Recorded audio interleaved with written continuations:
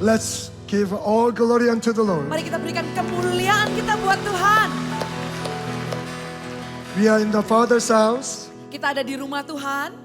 and He promised us when 2 or 3 are gathered in my name, He will be in the midst of us. Dan Tuhan berjanji 2-3 orang berkumpul, dia hadir di tengah-tengah kita. Even though physically we cannot see Him, Walaupun kita tidak bisa melihat Tuhan secara fisik. and sometimes we cannot even feel His presence. Dan kadang kita nggak bisa merasakan hadirat Tuhan But juga. according to His promise, Tapi sesuai dengan janji surely Tuhan. He is in the midst of us. Pastinya Tuhan ada di tengah-tengah And He kita. loves us, Dan dia mengasihi kita. He wants to touch us, Dia ingin menjamah kita. and He wants to speak to us. Dan juga ingin berbicara kepada kita. So let's welcome Him with all of our hearts. Mari kita sambut dia dengan sepenuh hati kita. Holy Spirit is a person.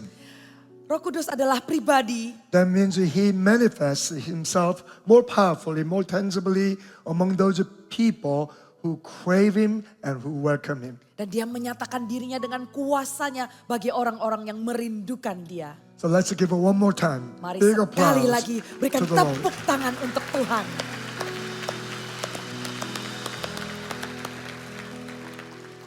Bapak Ibu, saya ingin memperkenalkan seorang yang tidak asing dan erat sekali di hati GMS, yaitu Pastor Shine Kim. Boleh berikan dengan salam terhangat dalam hitungan ketiga, 1, 2, 3. Welcome home. Thank you. We welcome you, Pastor Shine. Dan Pastor Shine adalah seorang lead pastor di Grace Church di Fullerton, California, di bagian English Ministry. Dan gereja ini hatinya menangkap isi hati Tuhan dan terus mengirim misionaris ke gereja-gereja. Dan hampir sudah ada 10.000 gereja yang dibangun di seluruh dunia. Dan juga dengan latar belakang orang Korea, dengan spirit doa yang luar biasa. Ibadah sebelumnya di ibadah 1 dan 2, jemaat sangat diberkati dengan firman Tuhan yang membangkitkan sekali lagi api doa di tengah-tengah orang percaya. Tanpa menunda-nunda lagi, sekali lagi berikan tepuk tangan, welcome Pastor Shine. Thank you so much. Terima kasih. You may be seated. Jemaat silakan duduk, Let's pray. mari kita berdoa. Dear Father, we thank you so much for your grace and your mercy. Allah Bapa, kami mengucap syukur atas kasih karunia-Mu. We don't deserve to come before you, Kami gak layak datang kepadamu. but you sacrificed your only Son Jesus, Tapi Engkau memberikan anakmu yang tunggal, and Yesus. through His redemptive work, we Dan- can boldly come before your throne. Dan oleh pengorbanannya di atas kayu salib kami bisa datang mendekat kepada tahta-Mu. Thank you so much for receiving our praise. Terima kasih untuk menerima pujian-pujian kami. Now we want to open our hearts widely. Sekarang kami mau buka hati kami lebar-lebar. We want to hear your voice. Kami ingin mendengar suara-Mu. Not only we want to hear your voice, but we want to heed your voice. Bukan hanya kami ingin mendengar suara-Mu, tapi kami benar-benar mau Tuhan mendengar suara-Mu. As we apply your truth into our lives, Dan juga mengaplikasikan kebenaran-Mu dalam hidup kami. may we be able to produce 30, 60, and 100 folds of your words. Dan biarkan kami bisa menghasilkan buah 30, 60 kali lipat. So I ask you to cover me by the blood of Jesus Tuhan, tutup bungkus dengan kuasa darah-Mu. and touch my tongue with your Holy Spirit Jamalah lidah bibirku dengan roh-Mu. and put me behind the cross. Sembunyikan hamba-Mu di balik salib-Mu.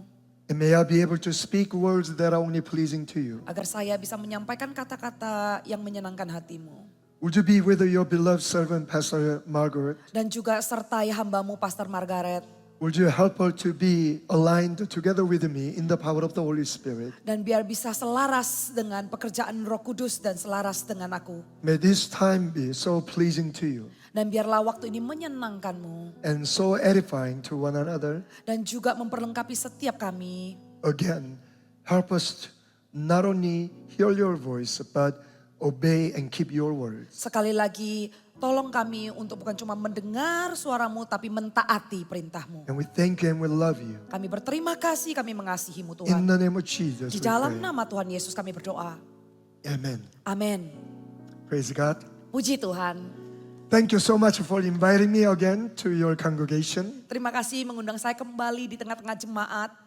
I truly feel like GMS is my second home. Saya benar-benar merasa GMS seperti rumah kedua saya. You may not realize whenever I see your faces, you are full of joy and happiness. Anda mungkin gak sadar karena setiap kali saya melihat wajah Anda ini dipenuhi dengan sukacita. And one of my sisters from my home church who came together with me, and she said, you know, I thought all the Indonesians, their faces were joyful and happy, but then she realized outside of GMS, not everybody looked happy. Ada saudara saya yang juga ikut datang ke Indonesia dan dia menyangka apakah orang Indonesia tuh semua begitu sukacita ya. Tapi kemudian dia menyadari ternyata di luar dari gereja GMS nggak semuanya seperti itu. I have visited many churches throughout the world, Saya mengunjungi banyak gereja di seluruh dunia. but be assured you are one of the happiest people on the face of earth. Tapi yakinlah Anda adalah orang yang paling bahagia di muka bumi. So do not take it for granted.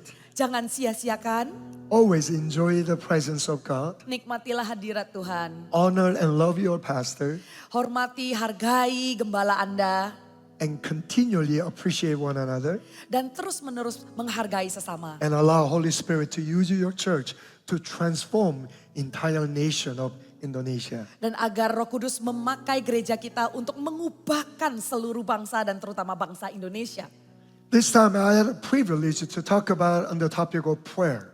Saya mendapatkan kesempatan untuk menyampaikan tentang doa. I mentioned that the prayer is the greatest invitation from the greatest King of Kings to his children. Saya menjelaskan sebelumnya bahwa doa adalah undangan terbesar dari Raja terbesar kepada kita orang percaya. We can ask anything specifically, Dan kita bisa minta apapun secara spesifik. and we want to have a fervent desire for expectation of an answer to our prayers. Dan kita perlu punya ekspektasi yang terus menerus untuk jawaban doa. And we don't want to give up in our prayers, but because a prayer is persistence, we want to continually come before God until we receive answers. Dan sungguh kita nggak boleh menyerah di dalam berdoa, karena sewaktu kita berdoa, kita harus berdoa dengan tekad, dengan gigih kepada Tuhan. As long as we don't give up praying, God will always give us an answer. Selama kita nggak pernah menyerah berdoa, Tuhan selalu memberi jawaban doa. Because our Father is a good Father. Karena Bapa kita adalah Bapa yang baik And He loves us. dan Dia mengasihi kita. And He's all powerful. Dan Dia sangat berkuasa. And He desires to manifest His power through His children in the channel of prayers. Dan Dia sangat punya kerinduan untuk menjawab doa kita. Prayer is an easy channel to induce His power on this earth. Doa adalah channel yang paling gampang untuk Tuhan menjawab permintaan Through kita. prayers, we will experience personal transformation and also miracles in our life. Melalui doa kita akan mengalami perubahan dan mujizat. But there is hindrance to our prayer life. Tapi ada hambatan-hambatan dalam kehidupan doa. And that's something we want to talk about. Nah, inilah yang akan kita bahas sekarang. Because through the prayers, Karena lewat doa, less than ordinary people become extraordinary. dan banyak sekali orang yang biasa menjadi luar biasa. Life that is mundane becomes life of miracles. Hidup yang biasa-biasa saja menjadi hidup yang penuh dengan mujizat.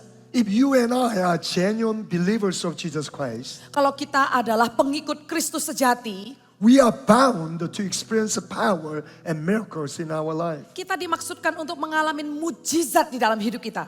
If we cannot exercise the privilege of prayer, it's truly our loss and such a waste. Kalau kita tidak mengalami keistimewaan dari doa, maka kita mengalami kerugian yang besar dalam hidup kita. Our enemy knows the power of prayer. Musuh kita tahu kuasa doa, So he will do everything to prevent us of praying. dan dia akan melakukan apapun untuk menghalangi kita berdoa. If we don't pray, nothing happens. Kalau kita nggak berdoa, nggak ada yang terjadi. But the moment we decide to pray, something happens. Tapi detik di mana kita putuskan untuk berdoa, sesuatu terjadi. Because God is alive. Karena Tuhan hidup. Not only God sits on the throne of heaven, Bukan saja Tuhan duduk di tahta di surga, but He manifests Himself among the believers of Jesus Christ. tapi dia menyatakan dirinya di antara pengikut-pengikut Kristus. So it's so important in our lives to recognize what hinders our prayer life. Jadi penting sekali dalam kehidupan kita untuk mengenali hambatan-hambatan apa sih dalam kehidupan doa. There can be numerous hindrances to our prayer life, but I find that this one thing to be greatest hindrance. Ada beberapa hambatan tapi saya temukan ada satu yang menjadi hambatan terbesar. So what is this greatest hindrance to our prayer life? Apa sih hambatan terbesar itu? We can find it from the Lord's Prayer. Kita bisa temukan lewat doa Bapa kami. So let's turn our Bible to book of Matthew chapter 6 Mari kita sama-sama lihat Alkitab kita Matius pasal yang ke-6. from verse 9 through 15. Ayat yang 9 sampai 15. This is Jesus teaching his disciples how to pray. Tuhan Yesus mengajarkan murid-muridnya cara berdoa. And there's a tip that Jesus reveals what will be the greatest hindrance to our prayer life. Ada satu tip yang Tuhan nyatakan yang menjadi hambatan terbesar dalam kita berdoa. Pastor, if you can read. Sure. Saya bacakan Matius 6 ayat 9 sampai 15. Karena itu berdoalah demikian Bapa kami yang di surga. Dikuduskanlah namamu, datanglah kerajaanmu, jadilah kehendakmu di bumi seperti di surga. Berikanlah pada kami hari ini makanan kami yang secukupnya. Dan ampunilah kami akan kesalahan kami seperti kami juga mengampuni orang yang bersalah kepada kami. Dan janganlah membawa kami ke dalam pencobaan tetapi lepaskanlah kami daripada yang jahat. Karena engkaulah yang mempunyai kerajaan, kuasa dan kemuliaan sampai selama-lamanya. Amin. Karena jikalau kamu mengampuni kesalahan orang, Bapamu yang di sorga akan mengampuni kamu juga. Tetapi jikalau kamu tidak mengampuni orang, Bapamu juga tidak akan mengampuni kesalahanmu. We are all familiar with the Lord's Prayer. Kita semua sangat familiar dengan doa Bapa kami. You probably heard multiple times of sermons on the topic of Lord's Prayer. Anda mungkin dengar berkali-kali khotbah tentang doa Bapa kami. But as Jesus taught us how to pray, Tapi Tuhan Yesus mengajar kita bagaimana cara berdoa. there's one item Ada satu item, that reveals it can be potentially greatest hindrance to our prayer life. ada satu item menyatakan hambatan terbesar di dalam kehidupan doa kita. That is unforgiveness. Yaitu tidak mengampuni. Unforgiveness is the greatest hindrance to our prayer life. Dengan tidak mengampuni adalah menjadi hambatan yang paling besar dalam kehidupan doa kita. In fact, unforgiveness probably is the greatest hindrance to any of Christian life. Dan kenyataannya tidak mengampuni ini juga menjadi hambatan besar bukan hanya dalam kehidupan doa. Tapi kehidupan kekristenan kita. So in the Lord's Prayer, it says, forgive us our debts as we forgive our debtors. Dalam doa Bapa kami dikatakan ampunilah kami akan kesalahan kami seperti kami juga mengampuni orang yang bersalah So kepada in kami. our daily prayer, because we always sin in our thoughts, with our words, with our actions, Dan di dalam doa kita, kita dilihat dari perkataan, perbuatan, dan pikiran kita.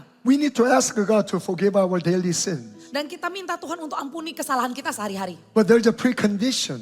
Tapi dengan kondisi, Forgive our debts as we forgive our debtors. ampunilah kesalahan kami seperti kami juga mengampuni orang yang bersalah kepada So kami. before we ask God to forgive our sins, Sebelum kita meminta Tuhan mengampuni dosa kita, we must forgive the wrongdoers that have hurted us kita harus first. ampuni dulu orang lain yang menyakiti kita. And then after he taught us the Lord's Prayer, Setelah Yesus ajarkan doa Bapa kami, verse 14 and 15, immediately Jesus expounds about forgiving others. ayat yang berikutnya 14-15 langsung Tuhan Yesus menyebut ayat tentang mengampuni kesalahan orang. For if you forgive a man their trespasses, your heavenly Father will also forgive you. Bunyinya karena jikalau kamu mengampuni kesalahan orang, Bapakmu yang di surga akan mengampuni kamu juga. But if you do not forgive a man their trespasses, neither will your Father forgive your trespasses. Tetapi jikalau kamu tidak mengampuni orang, Bapakmu juga tidak akan mengampuni kesalahanmu. Oftentimes when we read the Old Testament, we find God to be very fearful and scary. Sering sekali waktu kita baca perjanjian lama, kita melihat Bapa itu Tuhan yang mengerikan. But when we read the New Testament, God seems to be so gracious and merciful. Tapi waktu kita baca perjanjian baru, Bapa itu seperti murah hati sekali. But to me, out of entire New Testament, Tapi buat saya, seluruh perjanjian baru, these two verses are greatest warnings to me. dua ayat ini menjadi peringatan yang paling besar buat saya. Because I know daily, even though I try to walk intimately with the power of the Holy Spirit, Walaupun saya tahu setiap hari saya berjalan dengan intim dengan kuasa Roh Kudus, oftentimes in my thoughts, sering sekali dalam pikiran saya I look at other people. lihat orang lain, Why is his hairstyle like that? kenapa sih gaya rambutnya kayak begitu? Why did she dress like that? Kenapa sih dia pakaiannya kayak gitu? That in my thoughts, all the ungodly thoughts will occur. Dan banyak sekali pikiran yang tidak dalam kebenaran itu masuk ke dalam pikiran saya. And sometimes I cast off by the name of Jesus easily. Dan saya tengging dalam nama Tuhan Yesus. Sometimes I linger in ungodly thoughts. Tapi kadang saya berlama-lama di dalam pikiran. That's a sinning against God. Dan itulah dosa.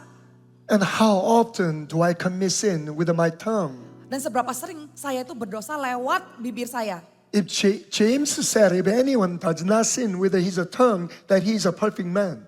Dan di Yakobus dikatakan, siapa yang tidak berdosa pada lidahnya, With the same mouth we worship God, with the same mouth we end up judging and slander other people. dengan mulut yang sama kita memuji Tuhan, tapi dengan mulut yang sama kita menghakimi orang lain. And with our actions we fall and we fail. Dan dengan tindakan-tindakan kadang kita salah dan kita gagal. But God is so merciful that He forgives my sin. Tapi Tuhan begitu murah hati dan Tuhan mengampuni dosaku. In fact, in Christ Jesus, the sins of yesterday, today, and tomorrow all wiped away. Bahkan dosa yang dulu, sekarang, dan kedepannya sudah diampuni. Righteousness of Jesus Christ has been imputed to me. Kebenaran Tuhan Yesus telah masuk ke dalam hidupku. But then what does Jesus mean that if I don't forgive the sins of others, that my sin will not be also forgiven? Tapi apakah maksud Tuhan Yesus dengan mengatakan, kalau saya nggak mengampuni orang lain, maka dosaku juga tidak diampuni? Does that mean that I lose the salvation? Apakah itu artinya saya akan kehilangan keselamatan saya? Absolutely not. Oh enggak. Once we are saved, we are forever saved.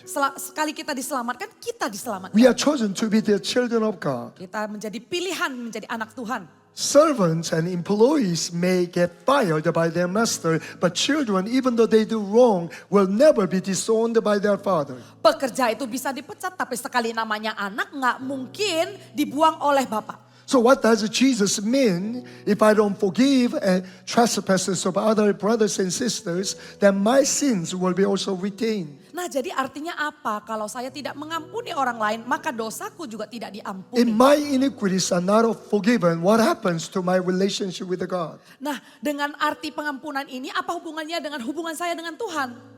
My fellowship with God will be punctured. Maka hubungan saya dengan Tuhan akan That tidak. means my prayer will be ineffective, Maka doa saya menjadi tidak efektif. and my prayer will be hindered.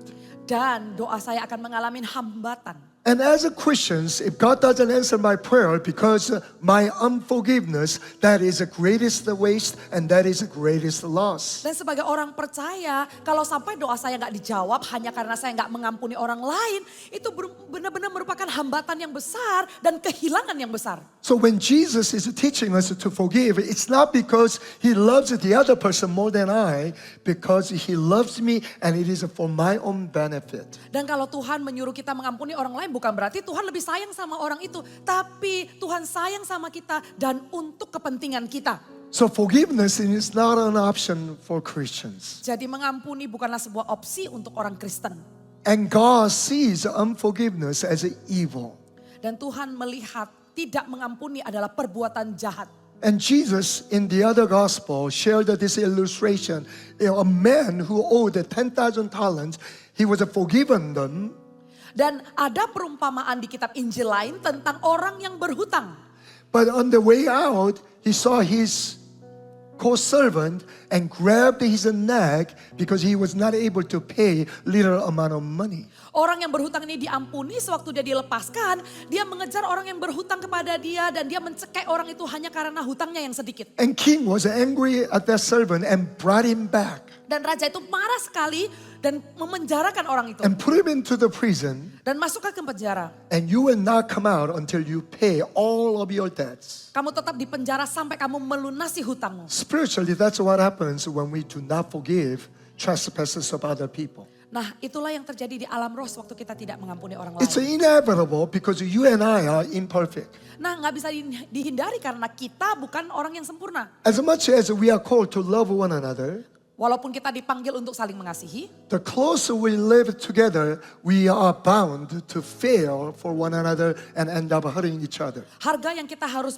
bayar untuk hidup berdampingan, pasti kita akan saling bergesekan. I believe GMS is one of the healthiest church in the whole world. Saya percaya GMS adalah salah satu gereja yang paling sehat di seluruh dunia. But can you raise your hand if you never got hurt by any other church member? Tapi bisa nggak Anda angkat tangan kalau Anda nggak pernah disakiti oleh orang lain? Thank you for your honesty. Terima kasih untuk kejujurannya. We all get hurt Kita and semua, hurt one another. kita semua disakiti So dan juga Jesus multiple menyakiti. times has taught us to forgive. Berkali-kali Tuhan Yesus ajarkan kita untuk mengampuni. Because if we cannot forgive, then we cannot love. Karena kalau kita nggak bisa mengampuni, kita nggak bisa mengasihi. Our greatest commandment is to love God and love one another. Hukum terutama adalah mengasihi Tuhan dan juga mengasihi sesama. And daily we must exercise forgiving one another. Setiap hari kita harus latihan mengampuni orang lain. The disciples of Jesus never had to forgive Jesus. Murid-murid Tuhan Yesus nggak perlu mengampuni Tuhan Yesus. Because Jesus was a perfect leader.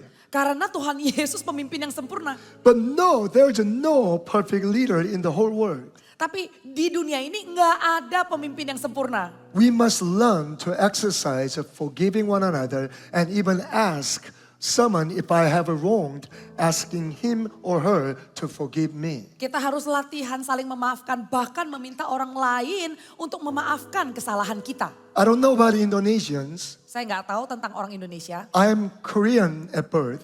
Saya lahir sebagai orang Korea. There's a flaw in Korean Christianity. Ada satu kekurangan dalam kekristenan Korea. When I do wrong to another person, Sewaktu saya bersalah kepada orang lain, I realize I have sinned against God. saya sadar saya itu berdosa terhadap Tuhan. But if I repent of my sin to God, Tapi kalau saya bertobat sama Tuhan, I don't need to apologize to another person. saya nggak perlu minta maaf sama orang itu. That's a wrong teaching. Nah, itu pengajaran yang salah. That's a culturally wrong, Secara budaya salah, biblically wrong. secara firman juga salah. Because the Bible asks us, if I have a wrong to another person, I must go to that person and ask him or her to forgive me. Karena Alkitab ajarkan kalau kita bersalah kepada orang lain, kita harus datang minta maaf sama orang itu. It requires a courage and humility. Diperlukan keberanian dan kerendahan hati. Oftentimes we sin and wrong other brothers and sisters, but because of our pride, we are unwilling to go to that person and apologize. Sering sekali kita tuh salah sama orang, tapi karena ego kita nggak mau minta maaf.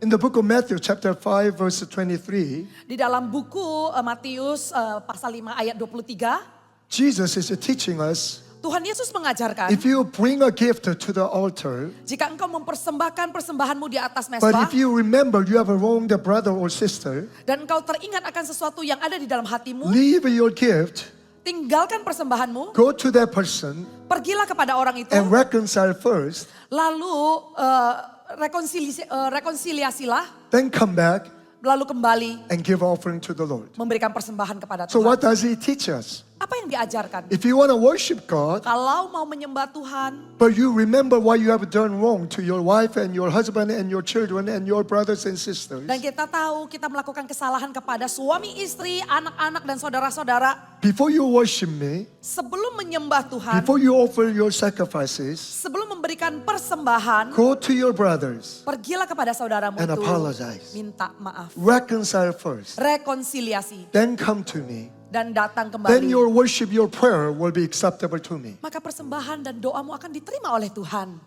Indonesians are Asians. Indonesia juga adalah orang Asia. I don't know about your culture too well, Saya nggak tahu budaya orang Indonesia, but I presume culturally, like a Koreans, we are shame culture. tapi kira-kira budaya kita tuh mirip-mirip, yaitu malu-malu. That means saving our face before other men are very important. Dan jaga muka sendiri itu, citra sendiri itu penting banget. But that's not biblical. Tapi itu nggak But that's Alkitabiah. not what Jesus says. Dan bukan apa yang Tuhan Yesus ajarkan. Whatever sin we commit, whether to the people or to God, it's all sinning against God. Apapun kesalahan yang kita lakukan terhadap orang maupun Tuhan itu adalah dosa terhadap Tuhan. Repentance is necessary, Pertobatan perlu, but also to other people, if I have wronged, reconciliation is also as much as necessary. tapi rekonsiliasi terhadap sesama itu juga sama So that pentingnya. my prayer may not be hindered. Supaya doa saya tidak mengalami If hambatan. my pride prevent me of going to other people to reconcile, that's such a loss because I can no longer induce God's power and His presence in my personal life. Karena saya tidak rekonsiliasi dengan orang, maka itu menjadi hambatan dalam doa saya. Itu menjadi kerugian yang sangat besar dengan hubungan saya dengan Tuhan. I'm a pastor, Saya seorang pendeta, a Korean American pastor. seorang pendeta You Amerika have yang no orang Korea. idea how many times I have apologized to my church members. Anda nggak mengerti seberapa kalinya saya minta maaf sama jemaat. That I had to humble myself. Saya harus rendahkan hati. Words that I hastily said that ended up hurting my church members. Kata-kata yang saya ucapkan yang menyakitkan jemaat. Twice, 2 kali, I have knelt down saya berlutut on my knees di lutut saya, before the entire congregation di depan jemaat and asked to forgive me. untuk meminta maaf. Yes, it hurts my ego, Ya, itu menyakitkan ego saya, but it gives me freedom. tapi memberikan kebebasan. You have no idea how many times I apologized to my wife. Saya juga berkali-kali minta maaf kepada istri, Because karena the second greatest warning to me is 1 Peter chapter 3 verse 7. karena ada satu peringatan besar di 1 Petrus pasal yang ketiga. Husbands, Suami-suami, listen to the voice of God. dengarkanlah suara Tuhan. Can you read it?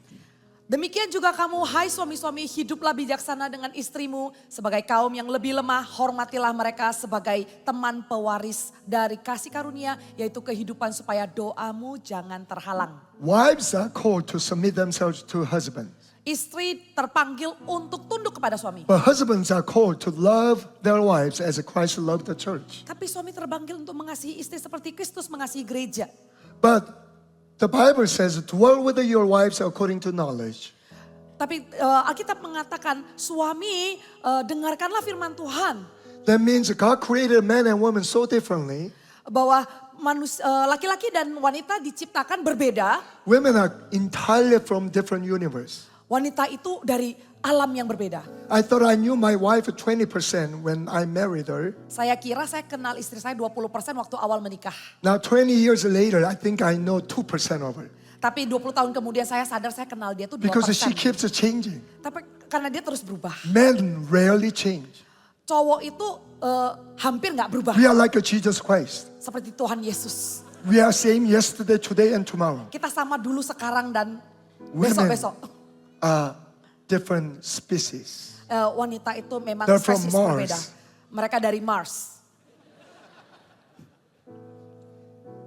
So I make mistakes. Saya melakukan kesalahan. Then I come to early morning prayer. Saya datang di doa pagi. Then immediately I sense prayer is hindered. Dan segera itu saya merasa ada hambatan. Because the Bible says she's a weaker vessel. Karena firman Tuhan mengatakan That wanita means that adalah her makhluk heart yang is lemah. easily broken. Hatinya gampang hancur.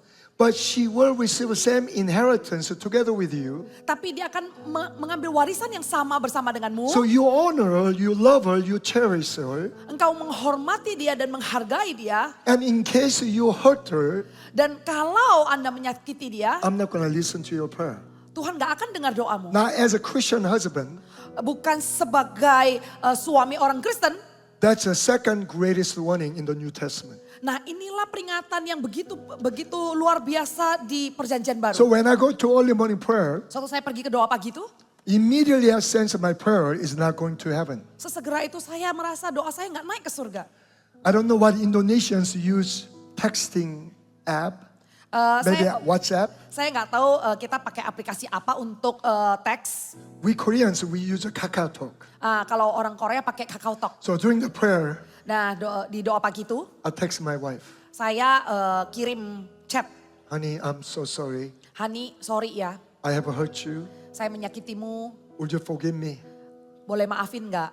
So in the first 5 years of our marriage, Di 5 tahun pertama pernikahan kami, my wife will immediately text me back. nah istri saya itu langsung balas. I have forgiven you Saya maafkan and I love you too. dan saya cinta kamu. Nowadays, Sekarang ini, when I text her, sewaktu saya kirim teks, honey, I'm so sorry I have hurt you. Honey sorry ya saya menyakitimu, Would you forgive me? maafin ya. Total silence. Itu diem saja, gak ada balasan. I'm praying, Saya doa, looking at the cacao. terus liatin I'm chat. praying, Saya doa, looking at the lihat cacao. chat. I'm praying, Saya doa, looking at the cacao. lihat chat. Oh Lord. Oh Tuhan. So I come home late at night after ministries are over. Terus saya pulang malam setelah pelayanan. I come very shyly. Terus saya datang malu. Honey, Honey, did you see my text? lihat chat saya enggak? Yeah. Ya, Then why didn't you reply? kok nggak bales? Because Karena I wanted you to suffer longer. saya mau kamu menderita lebih lama. Praise God. Puji Tuhan. That's how men are molded by their women. Nah kita pria itu dibentuk oleh wanita. But when I apologize Tapi waktu saya minta and maaf, confess my fault to my wife or brothers or sisters, saya ngaku salah sama istri atau saudara-saudara saya. instantly I feel released. Secara instan saya merasa Instantly I feel the dilegakan. freedom. Saya merasakan kebebasan. And directly that I know my prayer has a free access to heavenly throne. Secara langsung saya tahu doa saya ada akses ke surga. I will not allow my pride or ego Saya tidak akan izinkan ego saya bring about blockage menjadi of halangan my prayer life towards heaven. untuk kehidupan doa saya naik Because ke it's surga. utterly my loss. Karena itu kerugian saya. As a Christian man and Christian woman, Sebagai orang Kristen, if our prayers are hindered, kalau doa kita terhambat, then we are utterly doomed. nah kita sudah What selesai. can we do? Apa yang bisa kita lakukan? Jesus said in the book of John chapter 15 verse 5. Dalam John chapter 15 verse 5. Yohanes 15 ayat yang kelima. He clearly said, apart from me, you cannot do anything. Dikatakan di luar aku engkau tidak bisa melakukan apapun. If God doesn't help me, how can I survive in this life? Kalau Tuhan nggak tolong, apa yang saya bisa lakukan dalam If hidup God ini? doesn't answer my prayer, how can I lead a victorious life? Dan kalau Tuhan tidak menyertai, bagaimana saya bisa hidup berkemenangan? If I have sinned against my brothers and sisters, Kalau saya melakukan kesalahan kepada saudara saya, not only I repented before God, bukan hanya saya ngaku dosa I pada must Tuhan, personally go to that person tapi saya harus datang secara langsung kepada orangnya and ask him or her to forgive me. dan meminta pengampunan dari orang itu. And that person may not say, I forgive you, Orang itu mungkin nggak langsung maafin, but before God you have obeyed his words. tapi di hadapan Tuhan kau sudah taat. In a way, you bounced the ball to the other person, Dan engkau sudah pergi ke orang itu, and the other person becomes responsible before God dan orang itu bertanggung jawab kepada Tuhan to choose to forgive or not to forgive. untuk mengampuni atau tidak mengampuni. But we are released from the bondage, Tapi kita sudah dibebaskan dari sebuah and we ikatan. maintain free access of our personal prayer life. Dan kita punya akses yang bebas untuk Now kehidupan pribadi. that's wisest life we want to live. Nah itu kehidupan yang paling bijaksana yang harus kita jalani. Now, if the case is the other way around, Tapi kalau kasusnya adalah kebalikan, not that I hurt my brothers or sisters, bukan saya yang menyakiti orang, now this time the other person has wounded me greatly. tapi orang itu yang benar-benar menyakiti kita. I'm a pastor. Saya seorang pendeta, That means I am in the business of people. berarti saya itu selalu berurusan sama orang.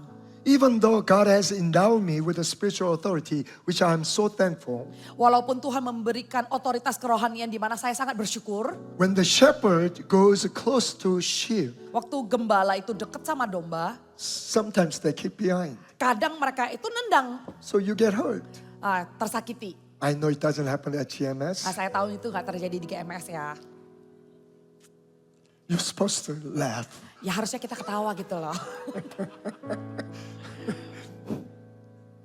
So I must also exercise this all the time. Dan saya juga harus latihan terus menerus. We need to humbly accept the reality when we get hurt, be able to say, I'm hurt. Kita harus dengan rendah hati mengakui sebuah realita kalau kita tersakiti, ya kita bilang sakit. So I am going to share with you Saya akan bagikan 4 steps 4 langkah how we can exercise a forgiving of one another. untuk kita bisa mempraktekkan saling mengampuni. Because this is so vital. Karena ini sangat penting. Because we want to remove the greatest hindrance in our prayer life. Karena kita mau menghilangkan hambatan itu dari kehidupan doa kita. Because we don't want to linger my personal loss continually. Nah, karena kita nggak mau berlama-lama di dalam kerugian itu. I have ministered many years of church members. Saya melayani udah bertahun-tahun. This is no time how Christians can be demonized. Dan ini adalah waktu di mana orang Kristen bisa But sesat by my sekali. experience, Christians can be demonized. Tapi orang Kristen bisa tersesat. But to my personal experience, Tapi dalam pengalaman pribadi saya, 100% of demonization 100% dalam kuasa kegelapan among Christians di dalam orang Kristen is because of unforgiveness. itu karena tidak mengampuni.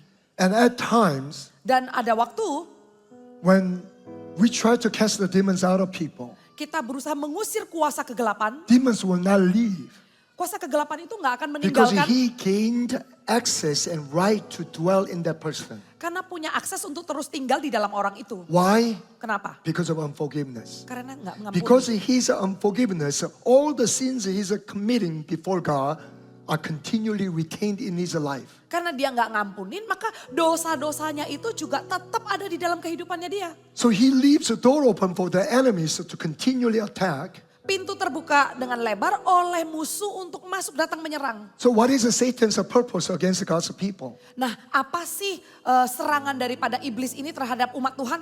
To lie, Untuk bohong, to steal, mencuri, to destroy, dan and membinasakan. to kill. Dan membinasakan. So because of our unforgiveness, Karena kita nggak ngampuni. not only our prayer life is hindered, Bukan saja kehidupan doa kita terhambat, but we open door for enemies to come to destroy our life. tapi kita buka pintu lebar-lebar untuk musuh datang menyerang kehidupan kita. Unfortunately, Sayang sekali, more than often, sering sekali as a pastor, I have observed in the Christian lives. saya melihat kehidupan orang Kristen So unforgiveness tidak mengampuni is the most common and easiest sin Christians commit without fully realizing the impact of unforgiveness. adalah dosa yang paling sering dilakukan oleh orang Kristen tanpa disadari dengan impact yang begitu bahaya dalam kehidupan So mereka. how do we exercise the forgiveness? Nah, bagaimana kita ini There latihan are untuk 4 mengampuni? steps Ada 4 langkah from the Bible dari Alkitab that I myself exercise weekly, if not daily. dan saya lakukan mingguan dan harian. And I want to share with all of us. Dan saya mau bagikan kepada kita semua. Because we want our prayer life to be vital and effective. Dan kita mau kehidupan doa kita itu menjadi efektif. We want to continually induce God's power over our lives. Kita mau terus suntik kuasa Tuhan We dalam want to kehidupan continually enjoy answers to our kita. prayers. Kita mau nikmati jawaban-jawaban doa di dalam hidup We do kita. not want unforgiveness to hinder our prayer life Kita nggak mau karena tidak mengampuni menjadi hambatan dalam kehidupan doa. and block the channel of God's blessings flowing into our lives. Dan menghalangi berkat Tuhan dalam hidup kita. So first, Yang pertama, what do we need to do? apa yang kita harus lakukan? Pour our wounded feeling before God. Tumpahkan setiap luka itu di dalam hadirat Tuhan. Pour our hurt emotion at the feet of the cross. Curahkan emosi terluka itu di dalam hadirat Tuhan. Again, Koreans, Sekali lagi orang Korea, I have grown up in Korea by our parents. saya bertumbuh besar dengan orang tua saya di Korea. Especially as a man, I need to control my feelings. Sebagai seorang pria, saya harus mengkontrol perasaan saya. Men should not cry. Cowok itu nggak boleh nangis. If I show any anger before parents, Kalau saya menunjukkan emosi marah di depan how orang tua, disrespectful are you? oh betapa tidak Then sopannya you kamu. show your anger before your parents. Kamu menunjukkan emosi marahmu di depan orang tua. So culturally, we thought controlling and repressing our feeling was a proper thing to do. Nah, secara budaya kita pikir mengkontrol emosi dan menahannya itu adalah hal yang harus kita lakukan. But is it biblical? Tapi apakah itu Alkitabiah? Yes, we do need to show respect. Benar, kita harus menunjukkan rasa hormat. But repressing our feeling may become unhealthy. Tapi menekan emosi kita menjadi tidak sehat. And my greatest teacher of expressing my emotion honestly before God was King David. Nah, guru terbaik yang mengajarkan saya untuk mengekspresikan diri saya di hadapan Tuhan adalah Raja Daud. When I began to read the Psalms, Sewaktu saya baca Mazmur, sometimes I couldn't understand saya nggak ngerti ya kadang-kadang. because he was praying like this. Dan Daud akan berdoa seperti ini. God, Tuhan, let their wives be widows. biar ada janda-janda, Let their children be fatherless. biarkan anak-anak menjadi yatim piatu. Can you pray to God like that? Loh, kok bisa ya doa kayak begitu kepada Tuhan ya? Wow. Wow, I couldn't understand. saya nggak ngerti. But this is a man after God's own heart. Tapi ini orang yang berkenan di hati Tuhan. For years I couldn't understand Psalms. Bertahun-tahun saya nggak ngerti Mazmur. Then I begin to understand. Kemudian saya mulai mengerti. Let me share with you an example. Saya kasih contoh ya. Psalm 62 verse 8. Mazmur 62 ayat 8 Perhaps it's a 68 verse 9. dan 62 62 verse verse 8. 62 ayat yang 8. May I read? Yes. Pada Allah ada keselamatanku dan kemuliaanku. Gunung batu kekuatanku. Tempat perlindunganku ialah Allah. That King David is willing to pour his heart before God. Raja Daud itu bersedia menumpahkan perasaannya di hadapan Tuhan. And other places that he was pouring his complaint before God. Dan waktu dia mencurahkan perasaannya, dia juga mencurahkan protes-protes. Why is this first step so necessary? Kenapa langkah pertama ini begitu penting? We need to obey God's words. Kita perlu taat firman Tuhan. It's not about our feelings. Bukan tentang perasaan kita. But our wounded emotion is the greatest hindrance to obey God's words to forgive. Tapi luka itu menjadi hambatan besar untuk kita taat. So we need to take care of this feeling first Nah, kita perlu beresin dulu. and come before God Datang ke hadapan Tuhan. and pour all the wounded feelings before Him. Tumpahkan semua luka itu di hadapan Our Tuhan. Father has a big heart.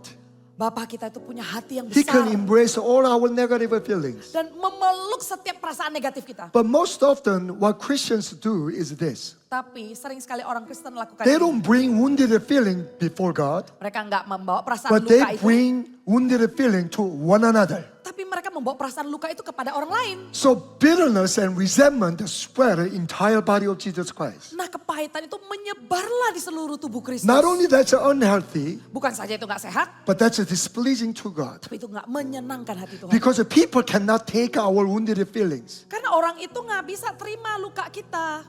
Because hurting people end up hurting others. Karena orang yang terluka cenderung melukai orang lain. So negative complaints will sow into negative seed into the hearts of other people. Nah, hal-hal yang negatif itu akan ditaburkan kepada orang-orang lain. And that's not edifying. Dan itu nggak akan memperlengkapi. But King David knew Tapi Raja Daud tahu, he couldn't go to other people. dia nggak bisa ke orang He lain. knew other people could not handle his wounded soul. Karena orang lain nggak bisa Only menangani. God was his healer. Karena Tuhanlah And he penyembuh. came so honestly before God. Dia datang jujur Because pada he Tuhan. knew God can take all the complaints, God can take all the negative and wounded feelings. Karena Tuhan bisa mengambil alih segala luka dan segala pemikiran yang negatif itu. And as I further meditated the Psalms Dan sewaktu saya and merenungkan began to understand God more, dan mulai mengenal Tuhan lebih, I realized saya menyadari because David had such intimacy with God karena Daud begitu and intim he sama Tuhan. understood what kind of God he was serving, Dan dia mengerti Tuhan seperti apa yang dia layani. even though he was cursing other people, Walaupun dia sedang mengutuk orang lain, he knew that he was doing that out of anger, dan dia tahu dia sedang marah out of desperation and frustration, dari frustasinya. that God will not answer his prayers. Dia tahu Tuhan gak akan jawab doanya. That it was just his simple, manly expression of wounded soul. Karena sesimpel dia tuh hanya mengekspresikannya kepada Tuhan. So I learned it from King David. Nah, saya belajar dari Raja Daud. So next time I get hurt, Jadi sewaktu saya terluka, I wrestled instead of wrestling with God. God, I forgive them. I forgive him, her, and all that. But still, in my emotion, my anger, resentment, and judgment towards that person is not dissipated. Walaupun saya nggak perlu bergumul dan datang kepada Tuhan dengan mengatakan saya ampuni dia, saya maafin dia. Padahal ada perasaan-perasaan dan emosi-emosi yang belum diberesin sama orang itu. But I learned it from King David. Saya belajar dari Raja Daud.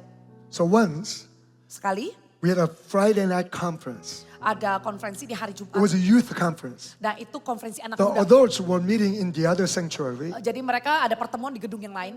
and the children and youth were meeting separate sanctuary. Nah anak-anak dan anak muda itu di gedung yang lain. Our speaker was so powerful and dynamic. Dan saya semangat banget berkhotbah. And our meeting lasted 30 minutes longer than adults. Jadi ibadahnya itu berjalan 30 menit lebih lama dari yang seharusnya. So parents came and waiting for our conference to be over on the back. Jadi orang-orang tua itu udah datang nunggu untuk anak muda itu selesai. I was so blessed and full of joy. Dan waktu itu saya tuh benar-benar sukacita. And coming out of conference, Dan keluar dari konferensi itu, I met a father, saya ketemu sama seorang papa. a deacon that I knew. Seseorang yang saya kenal. He was so angry. Dan dia tuh marah banget. He came to me, Dia datang ke saya cursing at me, dan dia mengutuki saya.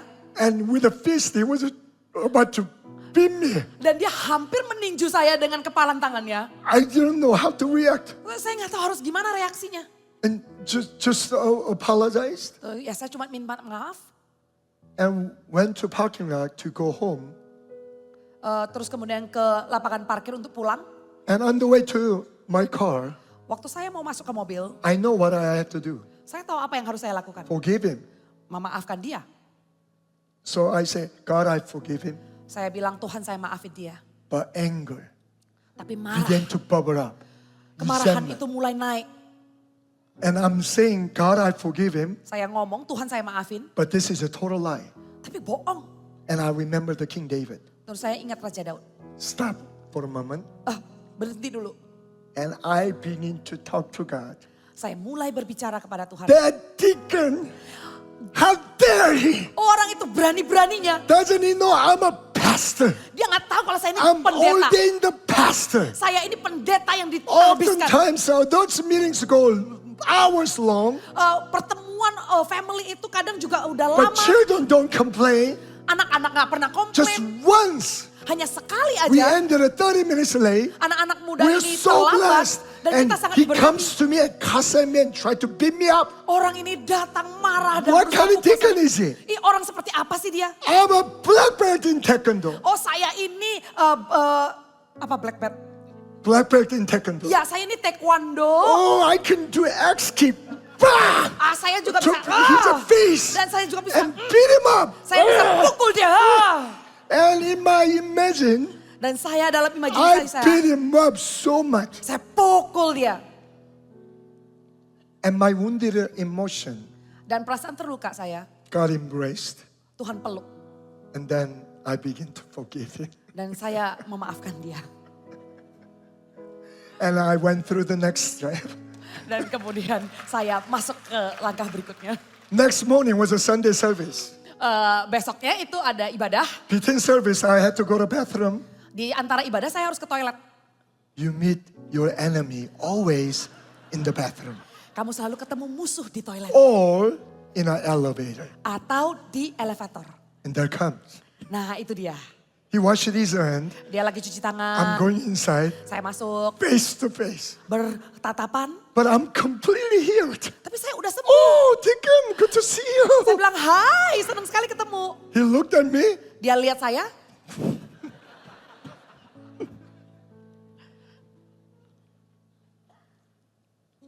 Our God Tuhan kita is merciful. murah hati.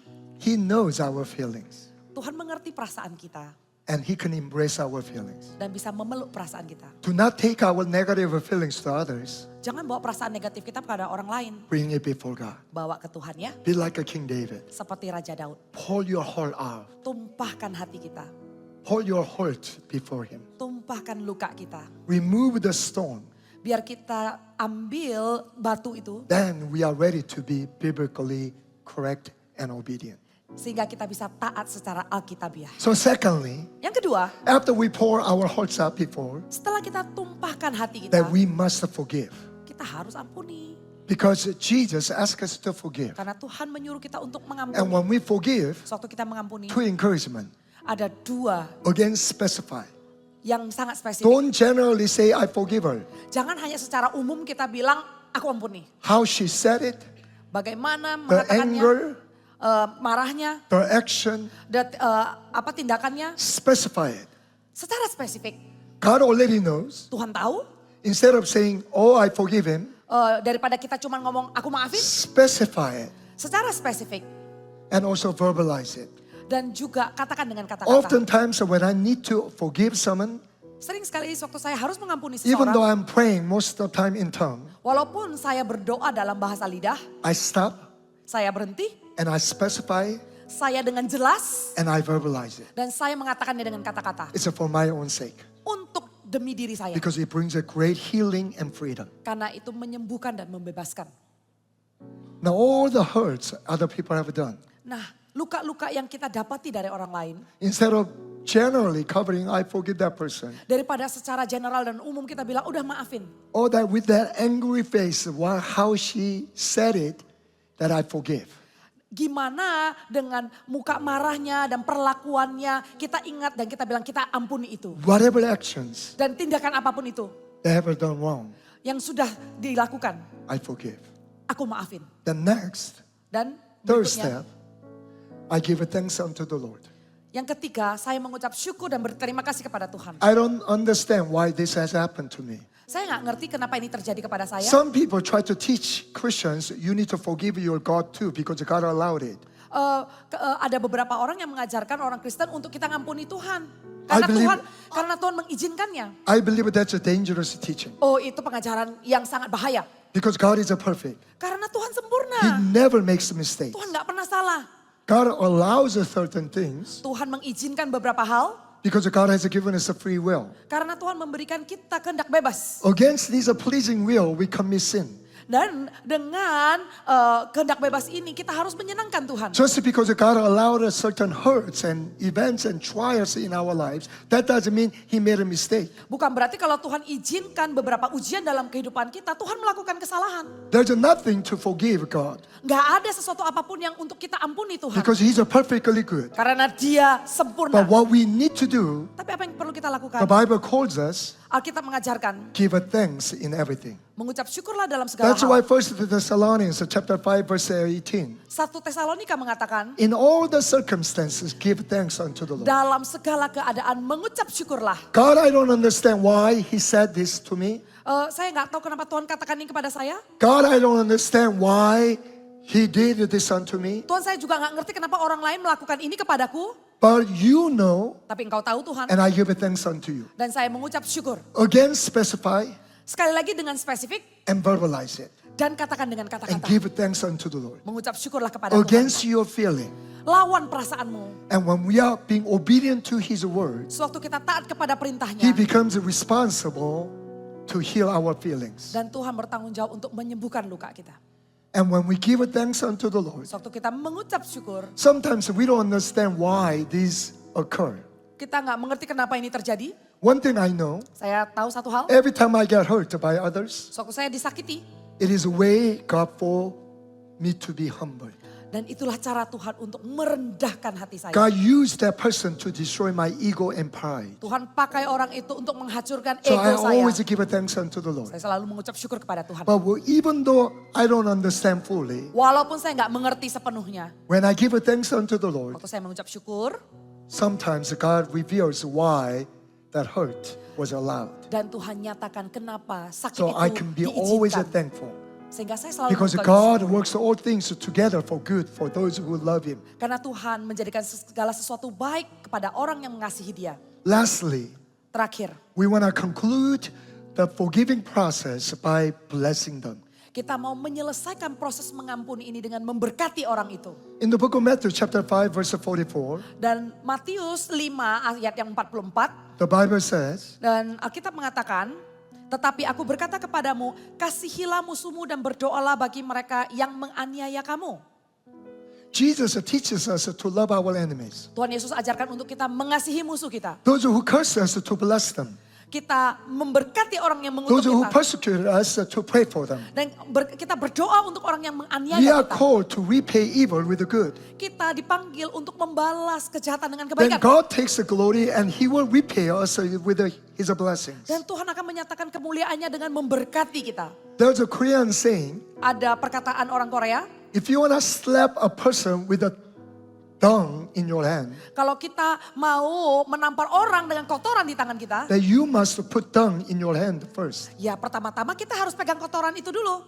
In order for us to curse others, Untuk kita mengutuk orang lain, curse must be channeled out of me. nah kutukan itu harus lewat saya dulu. So it's my loss. Itu kerugian saya. So what I do for those people who ever wronged me, Dan apa yang saya lakukan kepada orang yang menyakiti saya, oftentimes they don't even know how they ever hurt me. sering sekali orang itu bahkan nggak ngerti bagaimana mereka sudah menyakiti But I saya. begin to bless them. Tapi waktu saya mulai memberkati mereka, All the blessings that you can think of. semua berkat yang Anda bisa pikirkan. Financial blessings, Berkat finansial, relational blessings, berkat hubungan, spiritual blessings. berkat If that spiritual. person is not saved, just pray for the salvation. Kalau orang itu belum selamat, doakan untuk keselamatan All orang the itu. blessings that you can think of. Setiap berkat yang Anda bisa pikirkan. Stop, verbalize, specify. Nah, kita bahasakan dan spesifikkan. How long do we bless that person? Seberapa lama kita berkati orang itu? Until what I bless verbally matches my emotion. Sampai apa yang saya katakan dengan kata-kata seiring dengan hati saya. Then Perubahan I hati. know I am set free from unforgiveness and my wounded emotion has been completely healed. Lalu saya tahu saya sudah bebas dari emosi saya dan saya sudah dipulihkan. Praise God. Puji Tuhan. Let's give all glory to the Lord. Berikan kemuliaan buat Tuhan.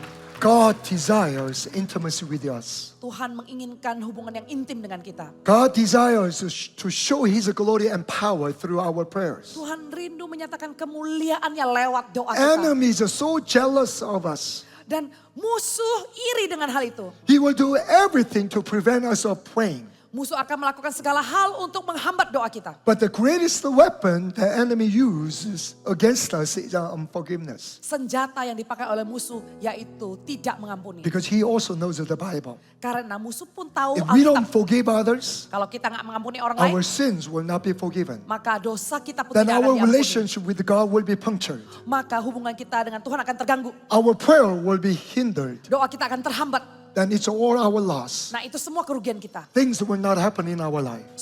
Tidak akan terjadi apa-apa dalam Our kehidupan church kita. will be shackled. Maka gereja kita juga akan tidak bertumbuh. So enemy knows this. Musuh tahu. He will highlight our wounded emotion. Dia akan terus menekan perasaan sakit hati kita. And we become shackled by our feelings. Kita menjadi hancur oleh perasaan kita. Not be able to obey His word. Nggak bisa taat sama firman So Tuhan. what do we do? Terus apa yang kita lakukan? Like a King David. Seperti Daud. We come before God. Kita datang ke Tuhan. Not go to people. Jangan ke orang. Pour our hearts before God. Curahkan hati kita. Just be honest with our feelings. Jujur sama perasaan kita. But don't end there. Jangan berhenti di sana. We are called to forgive. Ampuni. Specify. Dengan spesifik. Verbalize. Katakan dengan kata-kata. And then give thanks unto the Lord. Lalu mengucap syukurlah. Because we can also become bitter against God. Karena jangan sampai kita menjadi Because pahit we dengan Tuhan. know everything is under control of God. Dan kita tahu Tuhanlah pegang kendali. God could have prevent that, Tuhan bisa mencegah but itu. He allowed it. Tapi Tuhan izinkan. We don't know why. Kita nggak tahu kenapa. By giving thanks, Tapi dengan mengucap syukur. we understand all things will work together for good for Kita our tahu own. segala sesuatu benefit. itu akan menjadi Because baik. we love Him. Karena kita mengasihi dia. Then we close it Dan kita menutupnya with the blessings. dengan memberkati. Because we are called to bless, not curse. Karena kita dipanggil untuk Because memberkati we are bukan mengutuk. called to repay evil with the good. Karena kita dipanggil untuk membalas kejahatan dengan kebaikan. And if that person is not right to receive that blessing will come to me. Kalau orang itu tidak layak untuk menerima berkat itu akan kembali kepada saudara. Dear brothers and sisters, Saudaraku, are you wounded? apakah engkau terluka? Are you hurt? Apakah engkau tersakiti? Is it your prayer life blocked? Apakah kehidupan doamu terhambat? Do you have a hard time enjoying intimacy with God? Apakah engkau memiliki kesulitan untuk Perhaps. memiliki hubungan dengan Tuhan? In your heart, Berdoalah is there a residue of unforgiveness? supaya Anda bisa mengampuni. It's not worth it. Nggak layak ya. Release it before God. Mari kita bawa ke hadapan Tuhan. Forgive them. Ampuni. Let your prayer be effective and powerful. Biarkan doamu menjadi efektif dan penuh dengan kuasa. Let's give all glory to the Lord. Berikan kemuliaan untuk Tuhan.